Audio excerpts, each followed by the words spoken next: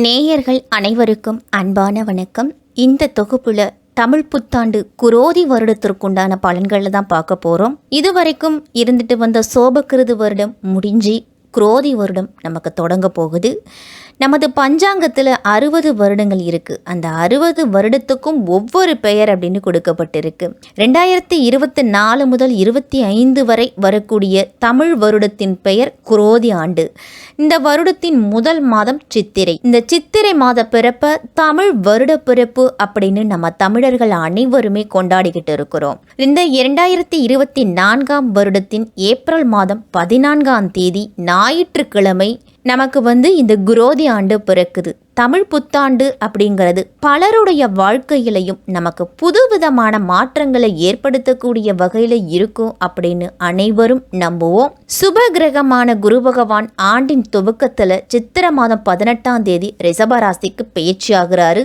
சனி பகவான் இந்த ஆண்டு இறுதியில், அதாவது பங்குனி மாதம் 15 தேதி மீன ராசிக்கு பயிற்சி ஆகிறாரு. ராகு மீன ராசியிலையும் கேது கன்னி ராசியிலையும் இந்த ஆண்டு முழுவதும் பயணம் செய்கிறாங்க. இந்த குரோதி வருட பிறப்பன்று ஞாயிற்றுக்கிழமை சுக்லபட்ச திதி, திருவாதிரை நட்சத்திரம், மிதுன ராசி, சஷ்டி திதி, அதிகண்ட யோகம், தைலத்திர கர்ணத்தில் பிறக்குது இந்த குரோதி வருடம். இந்த குரோதி வருடத்துக்கு உண்டான பொது பலன் என்ன அப்படின்னு பார்த்தோம்னா, மேஷம் முதல் வீடாக இருக்குது. இந்த வருட பிறப்பின் போது மட்டுமல்ல, எல்லா தமிழ் வருட பிறப்பும் சித்திரை மாதம் சூரியன் மேஷராசியில் உச்சமாகி தான் அமர்ந்திருப்பார். இந்த வருடம் கூடவே தர்மத்துக்கு உரிய குருவும் மேஷராசியில் இருக்குது. சூரியன் கால புருஷ தத்துவத்தோட 5ஆம் அதிபதி, குரு பகவான் 9ஆம் அதிபதி. இந்த இரு பாவகாரகர்களும் சேரும்போது உங்களுக்கு வியத்தகு யோக கிரக நிலை உண்டாக போகுது. இப்போது ஆட்சி செய்துகிட்டு இருக்கக்கூடிய அரசியல்வாதிகளும் எதிர்க்கட்சி தலைவர்களும் சம பலத்தோடு இருப்பீங்க. இந்த ஆண்டு செல்வ செழிப்பு குறிக்கக்கூடிய சுக்கிரன் விரயத்தில் உச்சம் பெற்றிருக்கிறார். அதனால் நிறைய வெளிநாட்டு பணம் அப்படிங்கிறது சேரும். அதற்குண்டான செலவுகளையும் மக்கள் செய்வீங்க. இந்த ஆண்டு மக்களுக்கெல்லாம் ஆடம்பர செலவு மேலே அதிகமாக மோகம் அப்படின்னு தான் இருக்கும். கண்டதையும் வாங்கி காசை கரியாக்குவீங்க அப்படின்னு தான் சொல்லணும். அதே மாதிரி வேலையையும் மாதத்திற்கு 1 அப்படின்னு மாற்றிக்கிட்டே தான் இருப்பீங்க. நிரந்தர வேலை அப்படின்னு இளைஞர்கள் இருக்க மாட்டீங்க. அதுக்குண்டான புதிய வேலைகளும் உங்களுக்கு கிடைச்சிக்கிட்டே இருக்கும். இதே போல் கடன் வாங்கவும் அஞ்ச மாட்டீங்க. கடனை திருப்பி கட்டும் தகுதியும் உங்களுக்கு அதிகமாகவே இருக்கும். இந்த வருடத்தில் திருட்டு பயம் அப்படிங்கிறது அதிகமாக இருக்கிறதால மக்கள் எல்லாருமே கொஞ்சம் எச்சரிக்கையாக இருக்கணும். இந்த வருடம் வேலைக்கு பிற இடங்களுக்கு செல்லும் பெண்கள்லாம் தனியாக வாழ நேரிடலாம். திருமண நிகழ்வுகளையும் தங்களுடைய செல்வாக்கு காட்டும் காட்சி பொருளாக ஆக்குவீங்க. வீண் ஆடம்பரமாலாம் கல்யாணம் நடக்கும். தொழிலெலாம் நல்ல லாபத்தோடு சிறு சிறு பிரச்சனைகளோடு நடக்கும். காலபுருஷ தத்துவத்தில் விரைய வீட்டில் சுக்கிரன், நீச்சபங்கத்தில் புதன், ராகுவும் கூட இருக்கிறதால அவசரமாக பிடிவாதமாக திருமணம் அப்படிங்கிறது அதிகமாக நடக்கும். அதே வேகத்தில் அவதியாக விவாகரத்தும் வாங்கிடுவீங்க. அது வேற விஷயம். காதலிப்பவர்கள்லாம் இந்த வருடத்தை விட்டுறது நல்லது. அடுத்த வருடமும் அதே காதலோடும் அன்பும் நீடிச்சு இருந்துச்சு அப்படின்னா திருமணம் அப்படிங்கிற பந்தத்துக்குள்ளே நீங்கள் நுழையலாம். இந்த 2024 வருடம் பிறக்க போகும் குரோதி தமிழ் புத்தாண்டு 2 கிரகமும் உச்சம் பெற்று ஒரு நீச்சபங்க ராஜயோக கிரகத்தையும் தன்னோடு அமைச்சிருக்குது. சூரியன் பிளஸ் ராகு இணைவு மிகுந்த நன்மை தரும். ஆனால் ராகு பிளஸ் உச்ச சுக்கிரன் பிளஸ் புதன் சேர்க்கை கவனமாகவும் திகிலாகவும் இருக்க போகுது. அதே போல் சனியும் செவ்வாயோட சேர்க்கையும் நன்மையாக இருக்காது. அதனால் இந்த வருடம் எந்த அளவு நன்மையும் இருக்கோ அந்த அளவு கெடுதலும் இருக்கும். குடும்பத்தில் இருக்கக்கூடிய இளம் பெண்கள்லாம் இளைஞர்களையும் குழந்தைகளையும் பத்திரமா பாதுகாத்துக்கிறது நல்லது. பெண்கள் எல்லாருமே ஒரு எதிர்பாலனத்தவரிடம் பழகும் பொழுதும் பேசும் பொழுதும் ஒரு எல்லை வகுத்து பழகணும். தெரியாதவர்களிடத்திலெல்லாம் நம்மளை பற்றி எந்த விதமான கருத்துகளையும் கூறுவதை தவிர்த்துக்கிறது நல்லது. மேஷம் முதல் மீனம் வரை இருக்கக்கூடிய 12 ராசிக்காரர்களுக்கும் இந்த குரோதி வருடம் எப்படி இருக்கும் அப்படின்னு விரிவாகவே பார்ப்போம்.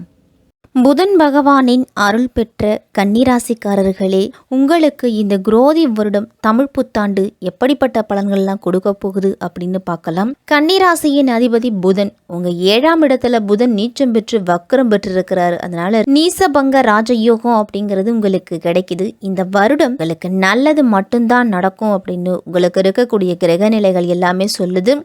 உங்கள் ராசியில் அமர்ந்திருக்கக்கூடிய கேது தொட்டதுக்கெல்லாம் சந்தேகம் தருவார். இந்த சந்தேகம் கொடுக்கும் பயத்தை ராசி அதிபதி நீக்கி வருவதோடு மட்டும் இல்லாமல் உங்களுக்கு நன்மையையும் கொடுப்பாரு. இந்த வருடம் உங்களுக்கு திருமணம் நடந்துச்சு அப்படின்னா அதன் மூலம் பொருளாதார ரீதியாக நல்ல முன்னேற்றம் அப்படிங்கிறது வரும். வியாபாரத்துலலாம் நல்ல அதிர்ஷ்டம் ஏற்பட்டு வரவு அதிகரிக்கும். வெளிநாட்டு பயணம், வர்த்தகம், இது எல்லாத்துலேயுமே உங்களுக்கு நல்ல முன்னேற்றம் அப்படின்னு சொல்லலாம். உங்களுக்கும் உங்களுடைய இளைய சகோதரர்களுக்கும் நல்ல வேலைவாய்ப்பு அப்படிங்கிறது இந்த தமிழ் புத்தாண்டில் கிடைக்க போகுது. அதிக வேலை பொழுவால் நீங்கள் அவதிப்படலாம். உங்களுடைய நிறுவனத்திற்கு நல்ல வேலையாட்கள் அப்படிங்கிறது கிடைப்பாங்க. உங்களுடைய பூர்வீக நிலத்தை விவசாயத்துக்கு குத்தகைக்கு விடுறதுக்கு நல்ல ஆள் இந்த ஆண்டு கிடைப்பாங்க. உங்களுக்கு இந்த வருடம் உங்களுடைய வீட்டை புதுப்பிப்பீங்க. உங்களுக்கு வீடு, மனை, வாகனம் வாங்கிறதுக்கெல்லாம் முதலில் ஒரு இரக்கத்தை கொடுத்துட்டு பின் ஏற்றம் அப்படிங்கிறது வரும். காதல் விஷயங்கள்லாம் உங்களுக்கு கலரியாக்கலாம். பங்கு வர்த்தகத்திலலாம் லாபம் அப்படிங்கிறது கிடைக்காது, நஷ்டத்தை கொடுக்கறதுக்கு தான் வாய்ப்பு இருக்குது. அதனால பங்கு வர்த்தகம் பக்கம் போகும்பொழுது கூடுதல் கவனத்தோடு இருக்கிறது நல்லது. கலைஞர்களுக்கெல்லாம் தொழிலில் நல்லது நடந்தாலும் மறைமுக எதிரிகளால் அதிக இன்னல்கள் அனுபவிப்பீங்க. இந்த ஆண்டு கன்னிராசிக்காரர்களுக்கெல்லாம் விபத்து ஏற்படுறதுக்கு வாய்ப்பு இருக்குது. வாகனங்களில் செல்லும் பொழுதும் இரவு நேர பயணத்தின் பொழுதும் கூடுதல் எச்சரிக்கையோடும் கவனத்தோடு இருக்கணும். உங்களை பயமுறுத்துறதுக்காக சொல்லலாம், சற்று எச்சரிக்கையோடு நடந்து கொள்வது நல்லது. இளம் வயது வேலைக்காரர்கள் எல்லாருமே முடிஞ்ச வரைக்கும் கோபத்தை குறைச்சிக்குங்க. கோபம் இருக்கும் இடத்துல தான் குணம் இருக்குன்னு சொல்லுவாங்க. ஆனால் அந்த கோபம் இருந்துச்சு அப்படின்னா உங்களுடைய குணம் செல்லுபடியாகாது. இந்த வருடம் கன்னிராசிக்கு வியப்பான அனுகூலம் அப்படின்னு சொன்னோன்னா 12ஆம் அதிபதி சூரியன் 8ல் நிற்கிறாரு. அதனால் விபரீத ராஜயோகம் உங்களுக்கு செயல்பட போகுது. இன்னொன்று பார்த்தோன்னா 8ஆம் அதிபதி செவ்வாய் 6ல் மறைந்து அவரும் விபரீத ராஜயோகத்தை கொடுக்கறாரு. கெட்டவன் கெட்டிடும் ராஜயோகம் அப்படிங்கிற அமைப்பில் இரு யோகம் உங்களுக்கு அமைது. கன்னிராசிக்காரர்களுக்கெல்லாம் எத்தகைய சிக்கல் வந்தாலும் அதிலிருந்தெல்லாம் ஈஸியாக தப்பிச்சிருவீங்க. விரையாதிபதி சூரியன் உச்சம் பெற்றிருக்கிறதால அதிக செலவு அப்படிங்கிறது இருக்கும். இந்த ஆண்டு அவர் 8ஆம் வீட்டில் மறைந்து விபரீத ராஜயோகத்தை கொடுக்கறாரு. அதனால் செலவு, அலைச்சல் அப்படின்னு ரெண்டுமே இருக்கும் உங்களுக்கு. நீங்கள் எவ்வளவு செலவு செய்கிறீங்களோ அந்த அளவு உங்களுக்கு முதலீடும் வந்துக்கிட்டே இருக்கும் அப்படின்னு சொல்கிறது தான் உறுதியாக சொல்ல முடியும். இந்த ஆண்டு தொட்டதெல்லாம் பொன்னாகக்கூடிய வளர்ச்சி இருக்கும். தொழிலில் நீங்கள் நினச்ச பணவரவு உங்களுக்கு வளர்ச்சியை தரக்கூடிய ஆண்டாக இருக்க போகுது. குடும்ப வாழ்க்கை, திருமணம் இதெல்லாம் எப்படி இருக்கும் அப்படின்னு பார்த்தோன்னா நீண்ட நாட்களாக உடல் ஆரோக்கிய பிரச்சனைகள் அப்படிங்கிறது இருந்துக்கிட்டே இருக்கும். இனிமேல் அந்த நோய்கள் நீங்கி உடல் ஆரோக்கியத்தில் முன்னேற்றம் பெறுவீங்க. உங்களுடைய தொழிலில் அபரிவிதமான வளர்ச்சி அப்படிங்கிறது இருக்கும். புதிதாக ஒரு தொழில் தொடங்குறதுக்கு இது ஒரு நல்ல காலகட்டமாக அமையும். குடும்பத்தில் உங்களுடைய பிள்ளைகளுக்கு திருமணம், சுபகாரியங்கள்லாம் சிறப்பாக செய்து வைப்பீங்க. இருந்தாலும் இந்த ஆண்டு காதல் திருமணம் கன்னிராசிக்காரர்களுக்கெல்லாம் அதிகமாக நடக்கிறதுக்கு வாய்ப்பு இருக்குது. மனதில் இனம் புரியாத மனக்குழப்பமும் கவலையும் இருந்துக்கிட்டே இருக்கும். உங்களுடைய வாழ்க்கை துணை மற்றும் நண்பர்களோடலாம் கருத்து வேறுபாடு, மனக்கசப்புகள்லாம் வரலாம். இதன் காரணமாக குடும்பம் மற்றும் நண்பர்களிடத்துலலாம் பிரிந்து செல்ல வேண்டிய சூழ்நிலை கூட வரும். இல்லைனா விட்டு கொடுத்து போகிறது நல்லது. யாரிடத்துலையும் வாக்குவாதத்தில் ஈடுபட வேண்டாம். நீதிமன்ற வழக்குகள் இருந்துச்சு அப்படின்னா உங்களுக்கு சாதகமான தீர்ப்புகள் அப்படிங்கிறது வரும். இந்த புத்தாண்டு உங்களுக்கு ஒரு நல்ல கல்வி ஆண்டாக அமையப்போகுது அப்படின்னு தான் சொல்லணும். மாணவர்களுக்கெல்லாம் நீங்கள் எடுக்க நினைத்த மதிப்பெண் எடுக்கிறதுக்கு கடினமாக உழைப்பீங்க. உயர்கல்வி படிப்பதற்காக உங்களால் முடிஞ்ச அளவு எஃபெக்ட் போடுவீங்க. நீங்கள் எதிர்பார்த்திருந்த நல்ல வாய்ப்புகளும் தேடி வரும். உங்களுக்கு சாதகமான சூழல் அப்படிங்கிறது இந்த ஆண்டு அமையும். பெண்களுக்கெல்லாம் இது ஒரு மிகவும் அனுகூலமான ஆண்டாக இருக்கும். திருமணத்தை எதிர்பார்த்து காத்துக்கிட்டு இருக்கிறவங்களுக்கெல்லாம் திருமண வாய்ப்பும், குழந்தை பாக்கியம் இல்லாதவர்களுக்கெல்லாம் குழந்தை பாக்கியமும் இந்த ஆண்டு கண்டிப்பாக கிடைக்கும். இடம் மாறுதல் வேண்டும் அப்படின்னு நினச்சிக்கிட்டு இருந்தவங்களுக்கெல்லாம் இந்த ஆண்டு விரும்பியபடி இடமாற்றம் கிடைக்க போகுது. அரசியலில் இருக்கிறவங்களுக்கெல்லாம் இது ஒரு சாதகமான சூழல் அப்படின்னு தான் சொல்லணும். புதிதாக பொறுப்புகள்லாம் உங்களை தேடி வரப்போகுது. முன்பு உழைச்சதை விடவும் இந்த ஆண்டு நீங்கள் சிறப்பாக உழைக்க போகிறீங்க. அதனால் உங்களுக்கு மக்கள் மத்தியில் பெயரும் புகழும் அதிகரிக்கும் அப்படின்னு தான் சொல்லணும். தொழில் செய்துக்கிட்டு இருக்கிறவங்களுக்கெல்லாம் நல்ல லாபம் கிடைக்கிறதோடு கிடைக்கின்ற லாபத்தை முதலீடு செய்வதும் இந்த ஆண்டு உங்களுக்கு சிறப்பாகவே இருக்குது. நல்ல முதலீடாக செய்வீங்க. தொழிலோடு சில புதிய விஷயங்களையும் நீங்கள் கற்றுக்க ஆர்வமாக இருப்பீங்க. உத்தியோகத்திலலாம் வேலையிலிருந்து வரக்கூடிய பிரச்சனைகள் அப்படிங்கிறது குறையும். நீங்கள் சிறப்பாக செயல்படுவீங்க. மேலதிகாரிகளோட பாராட்டு, பதவி உயர்வு, சம்பள உயர்வுலாம் கிடைக்கும். உங்களுக்கு ஒரு மன மகிழ்ச்சி தரக்கூடிய ஆண்டாக இந்த குரோதி வருடம் இருக்கு அப்படின்னு தான் சொல்லணும். கலைத்துறையில் இருக்கிறவங்களுக்கெல்லாம் இந்த புத்தாண்டு, இந்த தமிழ் புத்தாண்டு புதிய வாய்ப்புகளும் நல்ல பலன்களும் கிடைக்கும். உங்களுக்கு பெயர் புகழ் எல்லாமே அதிகரிக்கும். வாய்ப்புகள் தேடி வரும் பொழுது அதை பயன்படுத்திக்குங்க.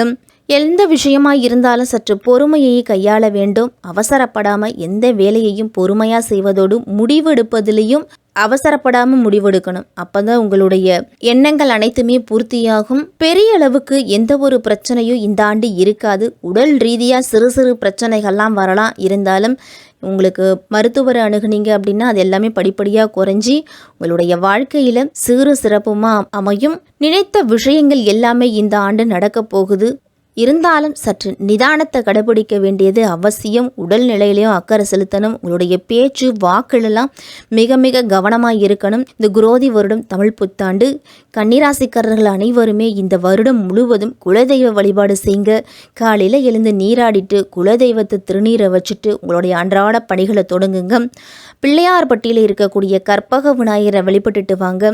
தேய்பிறை அஷ்டமியில் பைரவர் வழிபாடு செய்வதும், உங்களால் முடியும் பொழுது திருச்செந்தூர் சென்று செந்தில் ஆண்டவரை வழிபாடு செய்வதும் மிக சிறப்பான பலனை கொடுக்கும். உங்களுக்கு செவ்வாய் சனி சேர்க்கை இருக்கிறதால புதன்கிழமையில சிவபெருமானுக்கு வில்வ இலைகளால் மாலைகள் கோர்த்து சிவபெருமானுக்கு அணிவிச்சுட்டு வாங்க. தயிர் சாதத்தை 10 பேருக்கு அன்னதானமாக கொடுத்துட்டு வந்தீங்க அப்படின்னா மிகப்பெரிய முன்னேற்றம் அப்படிங்கிறது இருக்கு. கன்னிராசிக்காரர்களுக்கு இந்த தமிழ் புத்தாண்டு குரோதி வருடம் மிக மிக சிறப்பாகவே இருக்கக்கூடிய ஆண்டாக இருக்கும்.